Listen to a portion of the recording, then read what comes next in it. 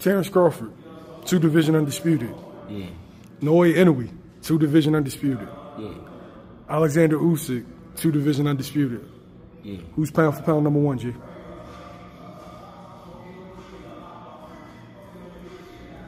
I mean, heavyweights. But he fought a cruiserweight. No, he did. But what I mean is, that's the biggest and baddest you're going to get. And nobody ever beat Tyson Fury. That's a great argument.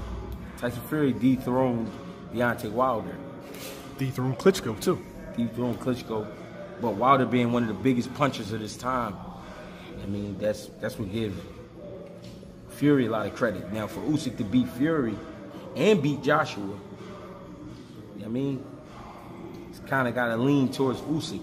But has been having the people go against him up until he beat Spence. You know what I mean? He been on the not like he was a B-side fighter, not that type of thing, but nobody thought he would win some of those fights he was winning. And in that fashion. You know what I mean? And the way he beat Spence, that was crazy. Anyway, he's ripping through the little divisions. You know what I mean? So, hey, put all three of them up there. What you gonna do? They all got great arguments. Right now, it's a 3-way tie? Yeah, they all got great arguments. They all got great arguments, man. You know what I mean? It's tough.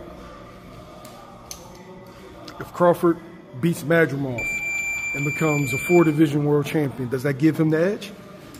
Yeah, you could say. So basically, is it going to be just a joint where now, it's just back and forth with each fight, you know, they accomplish something different. That's what it looked like. But right now, it's a three-way tie. You know what I mean? Jay, Dennis Berinchyk defeated Emmanuel Navarrete. Yeah. Considered a big upset. Yeah. But, you know, now you have, Navarrete's still a champion at 130. Yeah. But at 35, now you have Gervonta Davis, of course, Shakur Stevenson, Lomachenko, Dennis Berinchyk. Yeah. Logically speaking, who do you think that Gervonta Davis should pick in a unification bout if he's successful against, I mean, of course, against Frank Martin?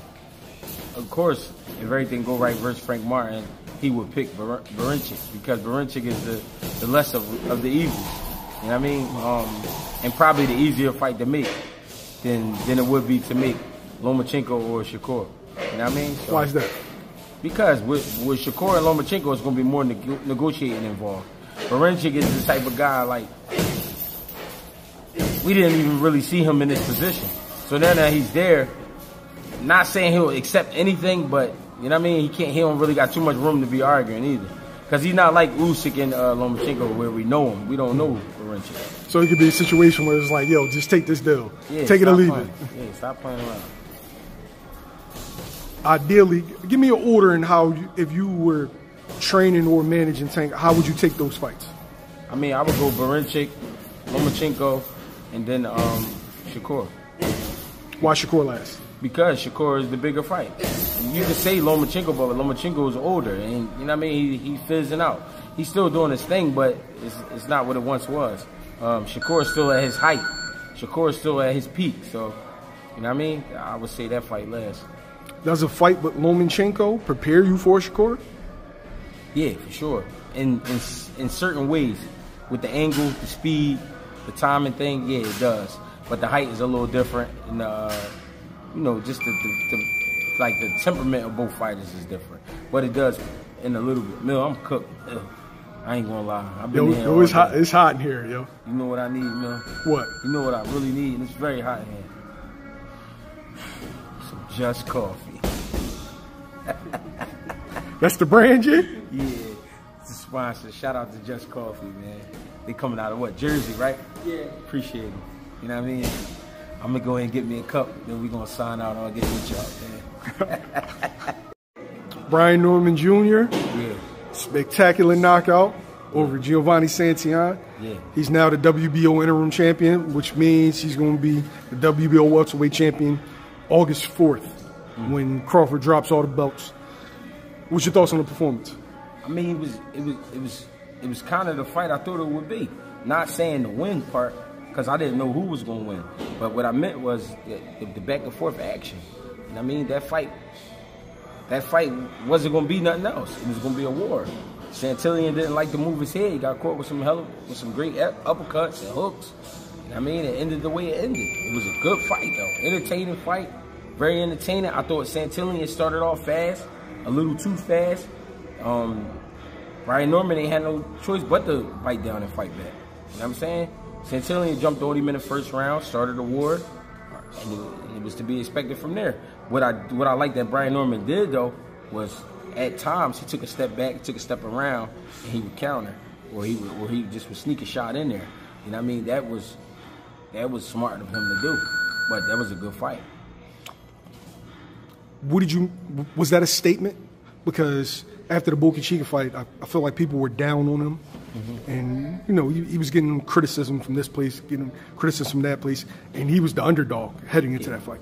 Yeah, whenever you a guy, right, up and coming or undefeated, whatever, and people not sure of you, and they put you in there with a guy that got a name who's also undefeated, and you beat him in that type of fashion, of course it's a statement. It's definitely a statement, for sure. Now it seems like the new era of welterweights are being ushered in, right? Who would you like to see him face next? I mean, you got Barrios. You got, let me see. You got Barrios. You got Stanionis. You got, I'm trying to think of guys that's like, you know, they hot and still coming up. I mean, you got Boots. There's guys out there that he should be ready to get in the ring with. Right after the fight, Brian Norman Sr. lashed out at all his critics. Tim Bradley being probably the main one. Yeah. He saw an interview of yours, and in his mind, he's thinking that, you know, you're choosing Santillan over Brian Norman or over Brian Norman Jr. Yeah. So clarify your position heading into the fight. My position is analyst. I'm giving the breakdown. I've met Brian Norman and his father. They cool. I've never met Santillan, but he cool. I don't know him. I don't know the Normans personally. I seen him in the gym, seen him work, all that. But all I was given was a breakdown, and all I said in the breakdown was, if Santillan do this and continue to do this, the fight will go this way. If Brian Norman wants to win, he'll have to do this. So I think sometimes people they hear what they want to hear.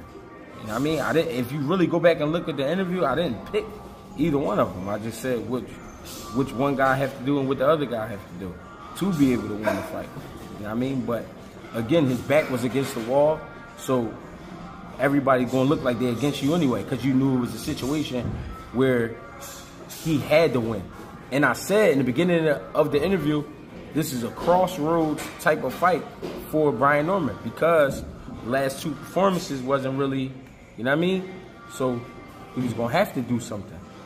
But we in this day and time where everybody wants you to be their friend. You know what I mean? And I don't dislike the Normans. They work hard like everybody else do. They was handling their business. He went out there and won. Congratulations to the young man.